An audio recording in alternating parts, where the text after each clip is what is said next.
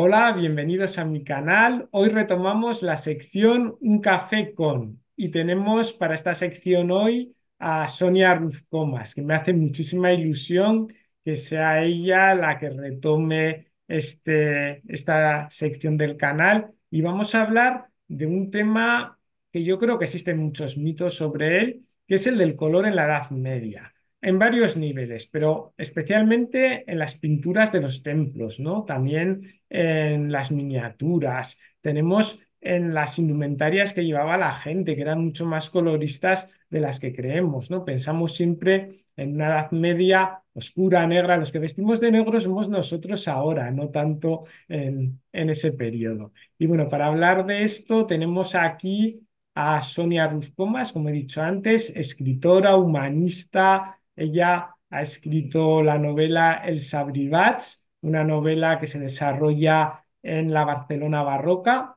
y además es la redactora de la revista Psicología y Mente en la sección de cultura. No sé si quieres añadir algo más. Me has presentado perfecto, Hugo. Bueno, también hay que decir que Sonia está realizando el curso de especialización en cultura medieval en la UDIMA y Ujú. también es conocedora de este tema, por eso vamos a hablar del mismo también. Además, que es una gran entusiasta de la Edad Media. Me encanta. O sea, me encanta la Edad Media desde muy pequeñita que me siento súper atraída por ella.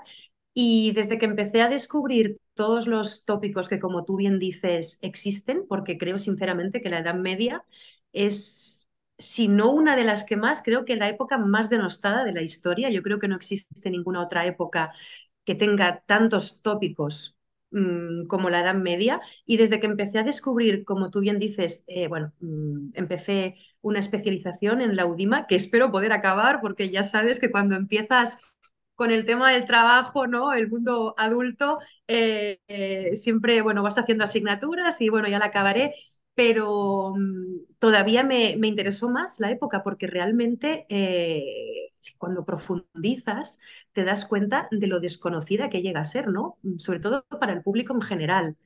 Entonces, especialmente yo creo que es el tema del cine, ha hecho mucho daño en este sentido, y en concreto con el tema del color. Me viene a la mente, por ejemplo, que esto lo comentábamos contigo, Hugo, en su Sí. día, una peli tan extraordinaria como El nombre de la rosa, que está basada en un libro igualmente extraordinario.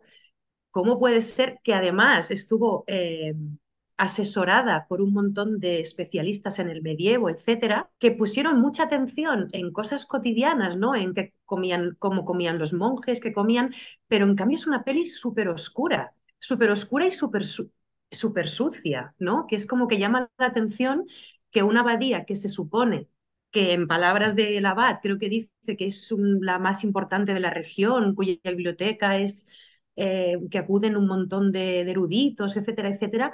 Es impensable que una abadía que luego recibe la visita de un legado papal esté con la inmundicia que se la presenta, ¿no? Es una peli de los 80. En aquella época todavía había mucha leyenda negra, nunca mejor dicho, con el tema de la Edad Media.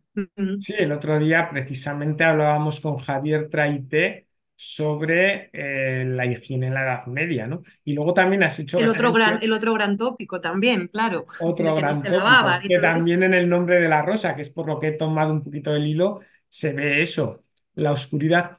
Que la oscuridad de esa ambientación yo creo que también puede estar relacionada con la propia temática de la película, no lo sé.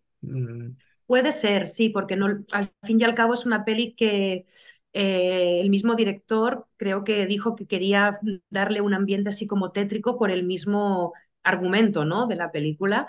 Eh, entonces puede ser que sea así también, pero creo recordar, yo vi una entrevista que le hicieron al director, a No, y él creo recordar que en algún momento declaraba algo así como que buscaba también una edad media oscura, dio a entender, no sé si ahora tengo un recuerdo vago, pero creo recordar que da a entender en la entrevista que la edad media era así. Entonces, claro, ostras, es que, pero claro, eso fue en los 80, pero ahora te Claro. encuentras hoy en día gente que lo sigue creyendo, entonces te das cuenta. el largo camino que hay que recorrer todavía en este sentido. Sí, y luego está muy cuidado todo el tema de los monjes y sin embargo el pueblo en esa película lo pinta ya todavía Bueno, más sucio, más oscuro, más negro. O sea, es el increíble pueblo lo mal es ambientada que está esa película en ese sentido. con lo buena que es en tantos sentidos, ¿no? Y Mm. el pueblo parece una caricatura, o sea, es que te los pintan como sacados de las cuevas. No voy a entrar en el tema de la higiene porque ya lo hablaste con Contra Javier IT. Traité Mm. y nos centramos más en otro tema que es otro gran tópico, que es el color, pero efectivamente, o sea, el pueblo parece sacado de la prehistoria en esa película, sí. Quizá porque el director también es el director de En Busca del Fuego. No sé si se Puede inspira un poco en ser, esa eso lo estética pensé también. también yo, sí, eso lo pensé también yo. Mm. En todo caso, los tópicos de la Edad Media tienen un origen bastante claro y es, bueno, primero el Renacimiento, que tiene cosas Mm. muy buenas, obviamente, pero el Renacimiento se considera la gran renovación clásica, ¿no? Y entonces los 1000 años de historia que hay entre el mundo clásico y el Renacimiento, pues como que es una época ahí entre medias, por eso Eso Edad es, Media. nunca mejor dicho. Exactamente, de ahí viene el nombre, de hecho, la edad que Claro. está en medio, ¿no? De la gloriosa época clásica y el glorioso Renacimiento. Pero sobre todo creo que los tópicos vienen de a partir del 18, de la Sí. Ilustración y de la Revolución Francesa. Eso fue eh, una escabechina total para lo que era la Edad Media auténtica, ¿no? Y luego tenemos, curiosamente, el romanticismo, que es todo lo contrario, ¿no? Que es la Exacto. leyenda dorada de la Edad Media, que es una Edad Media esplendorosa, llena de caballeros, de brillante armadura, etcétera. Pues como yo siempre digo, la verdad debe estar entre medio, y nunca mejor dicho, en medio. Exactamente. Y luego también es curioso porque has apuntado al cine y sobre todo al cine más actual, que incide más en esta oscuridad, pero sin embargo, las películas históricas ambientadas en la Edad Media, en los años 60, 50, 60, son más realistas en cuanto a la utilización del color, que sí que En llevan cuanto al color, sí, sí, colores sí. que hoy nos parecen colores imposibles, pero era como iban vestidos en esta época. Nuestro sentido de la combinación de tonalidades no tiene nada que ver con el sentido de la combinación medieval. Los medievales adoraban el color, pero además adoraban el color puro. Es decir, la Edad Media es una época totalmente platónica. El tema de las ideas está muy presente, ¿no? Entonces, el color que a ellos les gustaba era el color puro, o sea, no entendían las gradaciones de color.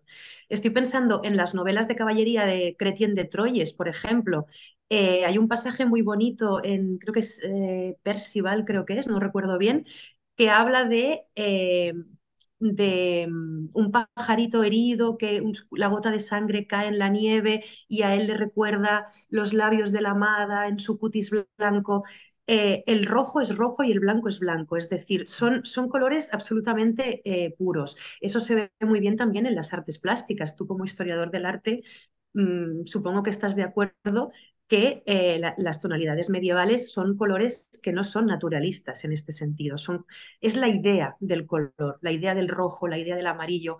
Y en el sentido que dices, realmente si nosotros viéramos a gente vestida en la Edad Media, nos horrorizaríamos. O sea, como tú bien has dicho al principio, tal y como voy yo vestida hoy, o como vas vestido tú, eso es impensable para un hombre y una mujer medieval. Probablemente tú llevarías un jugón encarnado con una calza azul, la otra amarilla y una capa, no sé, violeta. O sea, son combinaciones que nosotros nos echamos las manos a la cabeza porque somos hijos de otro tipo de estética, que es la estética burguesa, que eso ya lo hablaremos.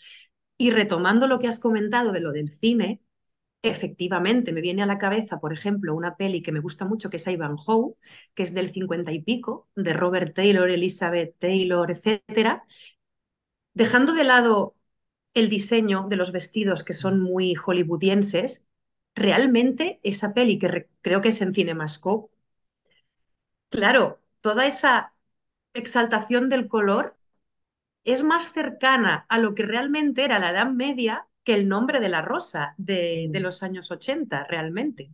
Y eso es una cosa que nos tenemos que meter en la cabeza, que si nosotros viajáramos ahora a la Edad Media, probablemente veríamos algo más cercano a la Ivanhoe de los 50 que al nombre de la rosa de Jean-Jacques Sanó. Entonces, bueno, es muy curioso, ¿no? Cómo se puede imprimir en la mente de la gente un topicazo semejante y, oye, que cuesta mucho, de erradicar.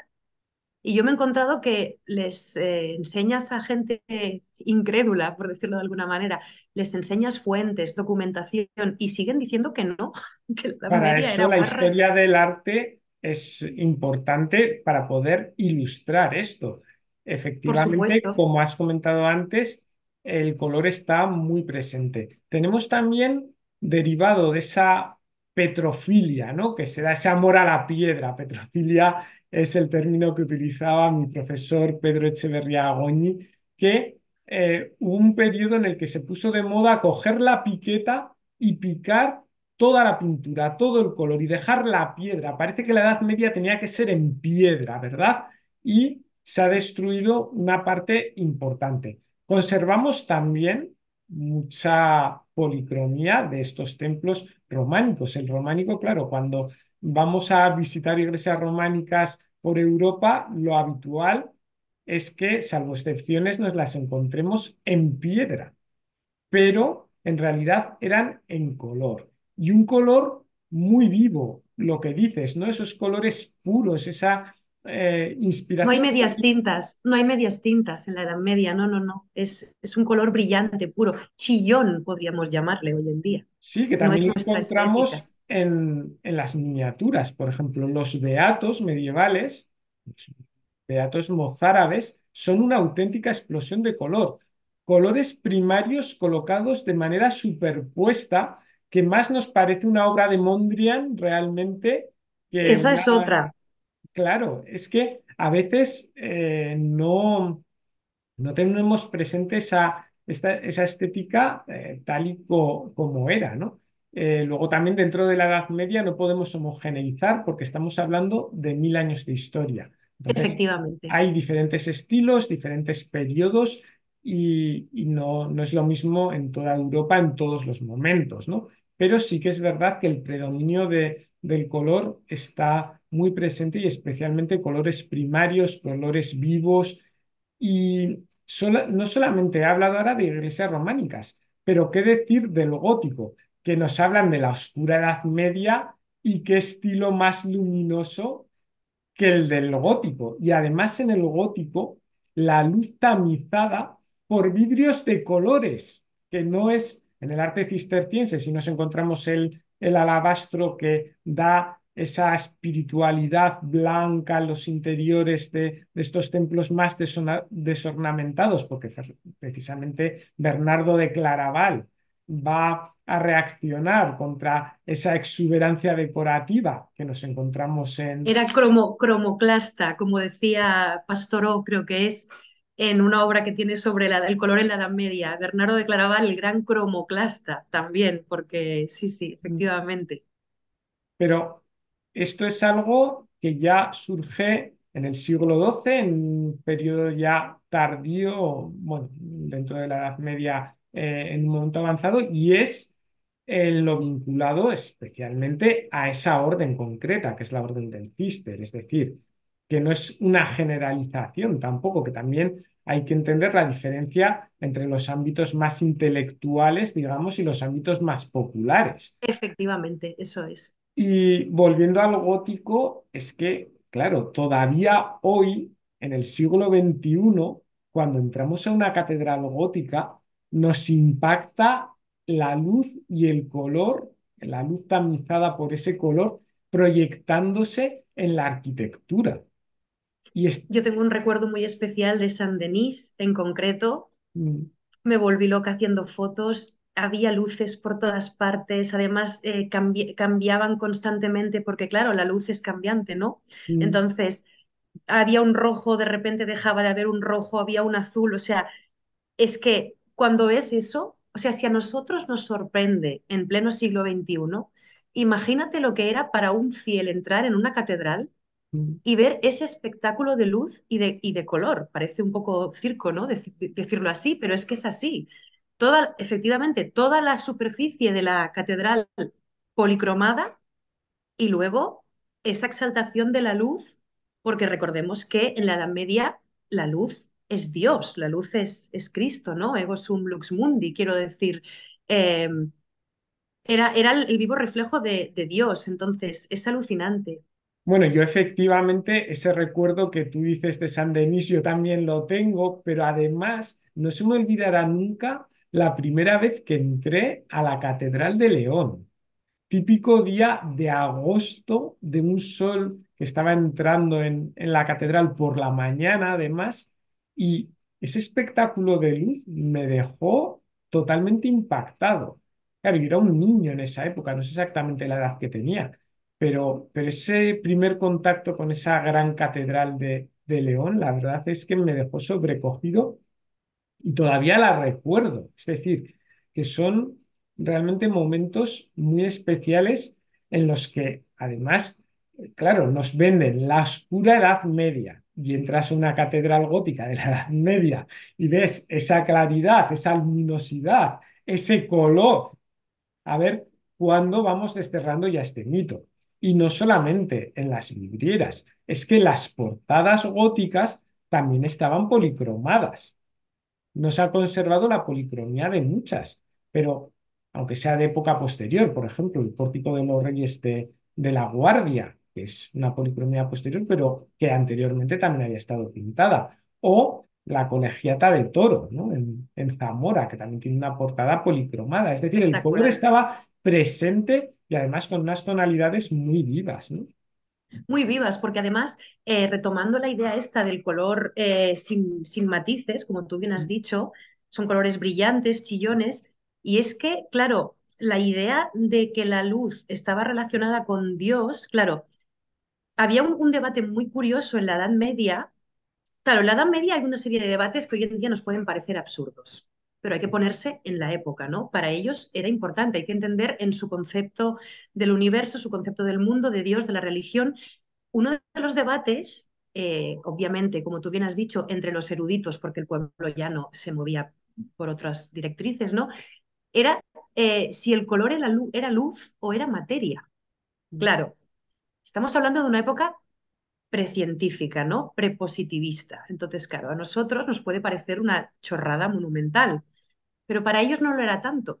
Esto lo recoge muy bien Michel Pastoreau, que he mencionado antes, en un ensayo muy interesante que tiene sobre el color en la Edad Media, que es prácticamente la Biblia de quien quiera conocer sobre el tema, que dice que, claro, el debate era importante porque si el color era luz, procedía de Dios, con lo cual era lícito que el color inundara la vida cotidiana, ¿no? Porque era como inundarse de Dios. Pero si el color era materia, ya no pertenecía a Dios, pertenecía al mundo terrenal. Entonces era vanidad. Es que es, entonces, claro, entonces hay padres de la iglesia que están en contra del color, hay otros que están a favor. Ya hemos comentado Bernardo de Claraval, que era cromoclasta, ¿no? Que era todo, bueno, era clasta con todo, arremetía contra todo. Pero como tú bien has dicho antes, Hugo, esto no es el ejemplo típico de la Edad Media. O sea, el caso del cister no hay que extrapolarlo a todo el periodo, porque es que realmente es un ejemplo muy concreto de una renovación muy concreta, ¿no? En realidad, en general, los, eh, los doctores de la Iglesia, los eclesiásticos, animaban al uso del color porque era luz, ¿no? Emanaba de Dios. De ahí el color sin matices también. Es una idea muy pura del color. Sí, esta idea tan presente, ¿no? Que comentábamos antes también del ego sum lux mundi, que está muy relacionada Efectivamente, a la luz y el color con toda esta imagen divina realmente que se plasmaba a través del mismo. Entonces, dentro del contexto medieval, que es lo que dices, que no es lo mismo el contexto siglo XXI, por esto es claro, muy importante siempre contextualizar las épocas, ¿no? Dentro efectivamente. del contexto de la Edad Media, el color es muy importante. Y luego también volviendo a los templos, cuando miramos a día de hoy templos medievales que están sin color, hay veces que nos cuesta identificar las figuras. porque están altas o las vemos sin ese color que no nos permite fijarnos en los detalles. El color es un complemento fundamental para la escultura, para poder entender la misma. Y también de la arquitectura, que estas arquitecturas, como decías Totalmente. antes, estaban policromadas, que también las comentado en un momento de la charla. O sea que el color tenía funciones múltiples y tenía también reflejos de ideas múltiples, incluso Ujú. ya la propia presencia, ¿no? En el periodo, ¿no? Desde la vida cotidiana, en lo que dices, el vestir, en cualquier aspecto, ¿no? de lo que es esta vida cotidiana medieval. De hecho, el tema de la escultura sin color vuelve a ser otra vez una herencia del 18 y de la academia. Es decir, porque es que, por cierto, es que la antigua Grecia y la antigua Roma también estaba policromada, que este es otro tema que no voy a entrar porque estamos hablando de la Edad Media, pero no sé, una escultura que el Hermes de Praxíteles, no sé, es que las esculturas estaban policromadas. El concepto no se concebía una escultura, que una escultura estuviera terminada sin policromar. Entonces, de nuevo, nuestra mentalidad es hija de la Ilustración y del 18, ¿no? Cuando empezó la academia con esas esculturas blanquísimas de blanco inmaculado. Claro, pero es que no era así. Entonces, claro, tenemos que ser muy conscientes de todos los sesgos culturales que tenemos, que son frutos de una época concreta que, ojo, que es una época de hace 300 años en la Ilustración y aún así sigue pesando en nuestra mente, ¿no? Todos estos tópicos sobre la Edad Media, la mayoría provienen del siglo XVIII, como ya hemos dicho, y lo tomamos como, no sé, nos hemos olvidado de todo el significado anterior a ese siglo XVIII. El siglo XVIII tuvo cosas muy buenas y tuvo cosas muy malas también. Ha sentado las bases de muchos topicazos que, ostras, están tan impregnados en la sociedad que es muy difícil, son muy difíciles de erradicar. Lo que pasa que nuestra sociedad al final es hija de esa ilustración del siglo XVIII y ahí yo creo que era muy necesaria la introducción que hace Isabel Meillén en su libro Tierra de Damas de lo que era la Edad Media, ¿no? Y pone Muy buena. precisamente que en el siglo XVIII es el momento en el que pues, se construye un nuevo discurso, digamos, de esa realidad, en este caso medieval, pero también de otros periodos, ¿no? De otros periodos también, Precis- porque la época clásica tampoco está exaltada. claro. La visión que tienen de la época clásica tampoco es la que era en realidad. Me viene a la memoria un personaje que hablo de él en mi podcast de Nosotras las Mujeres, por cierto, Madame Roland, ¿vale? Una ilustrada muy importante de la Revolución Francesa, que decía que le hubiera gustado vivir en la antigua Grecia. Vamos, no me fastidies, que eres mujer, es que en la antigua Grecia no saldrías del gineceo.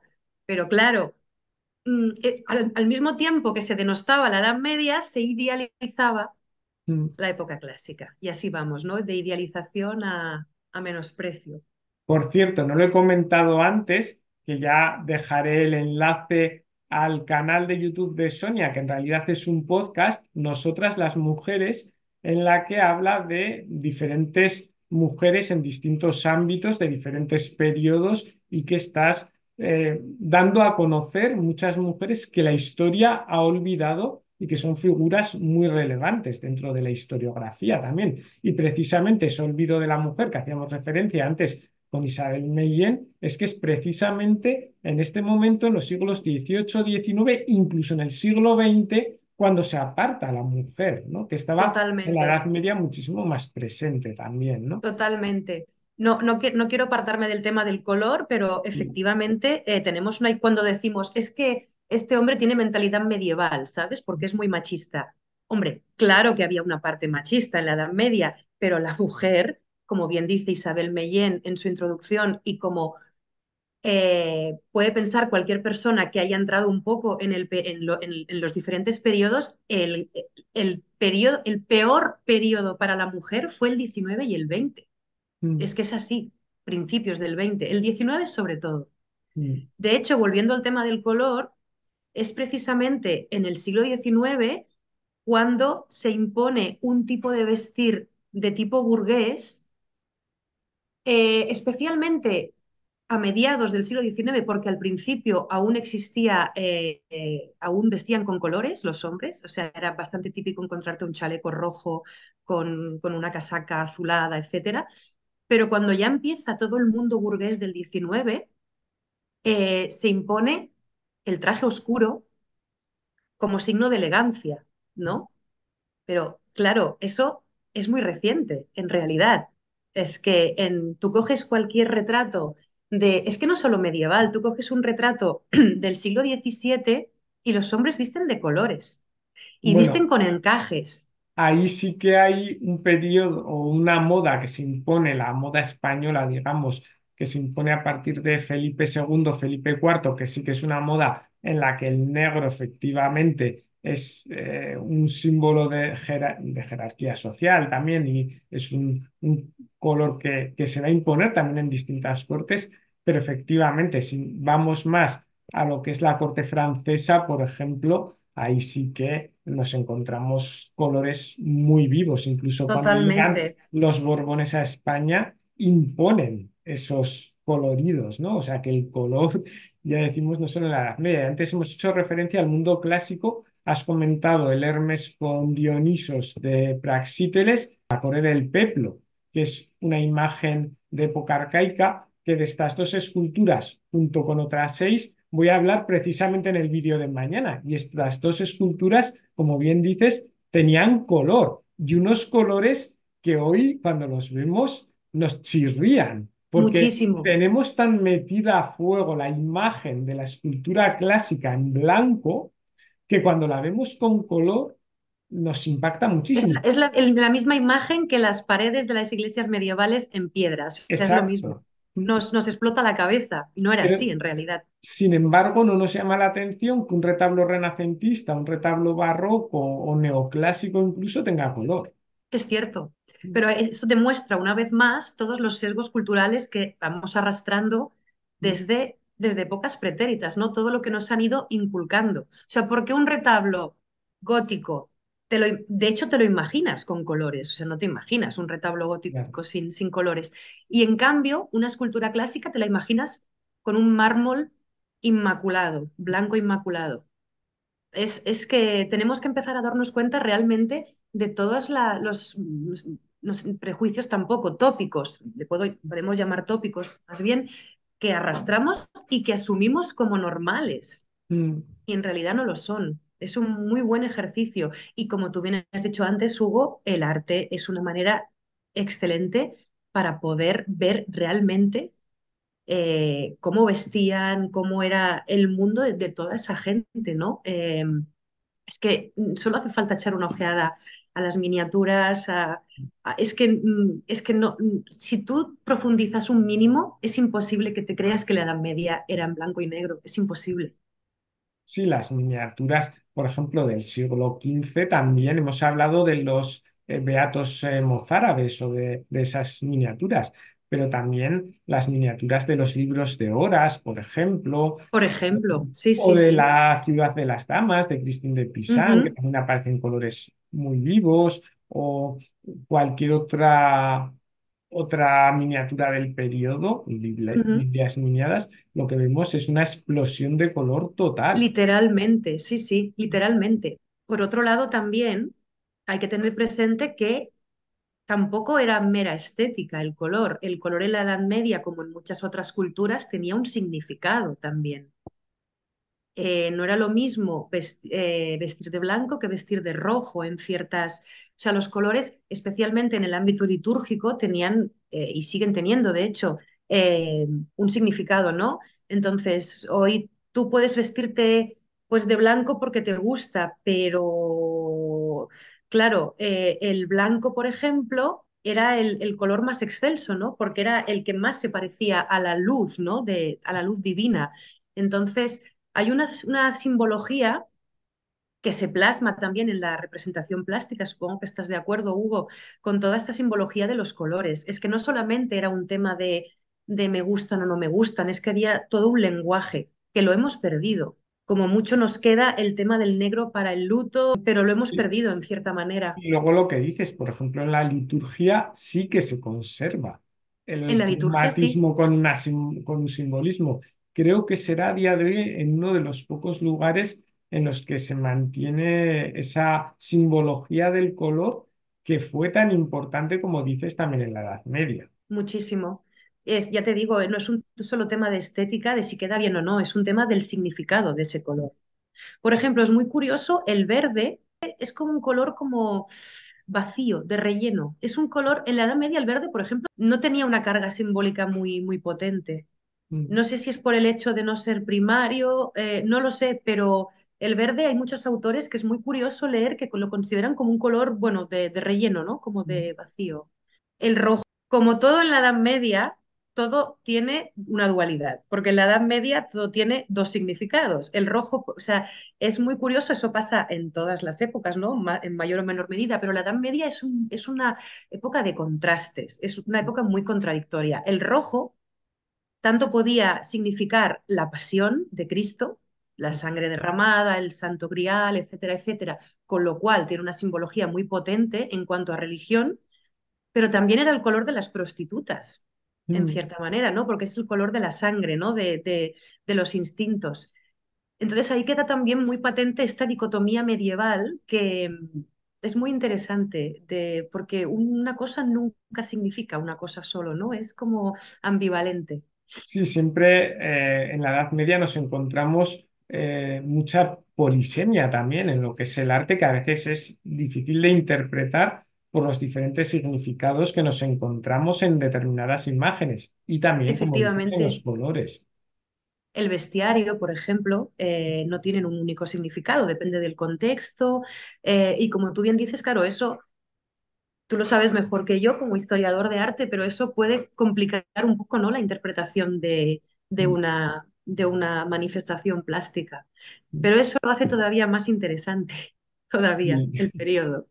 yo creo que la Edad Media, eso, hay que ir desterrando tópicos poco a poco. Hablábamos ayer de la higiene en la Edad Media con Javier Traiteo y estamos hablando del color y creo que es importante poco a poco ir avanzando en esto, porque como bien has dicho al principio de este café, en el caso de la Edad Media es el periodo que posiblemente tenga más tópicos creados, normalmente para mal, además, con esa oscuridad, pero luego lo que Pocos decías, buenos hay, sí, por pocos buenos. lo que decías también, por otro lado, tenemos esa idealización romántica que, como decías al principio, ni una cosa ni otra, ¿no? Hay veces que tendríamos que quedarnos en el medio, ¿no? Como decían en el Renacimiento, en medio está la virtud. Exactamente. Así que muchas gracias por participar en este café. Me ha hecho muchísima ilusión que hayas A mí sido también, tú Hugo. la que hayas reinaugurado este café con Vitruvio Arte, o en este caso con Sonia Ruiz Comas, como he dicho antes, escritora y humanista. Y bueno, nos vemos en otro vídeo. Perfecto, muchas gracias por invitarme, Hugo. Ha sido un placer. Gracias a ti. Hasta pronto. Hasta pronto.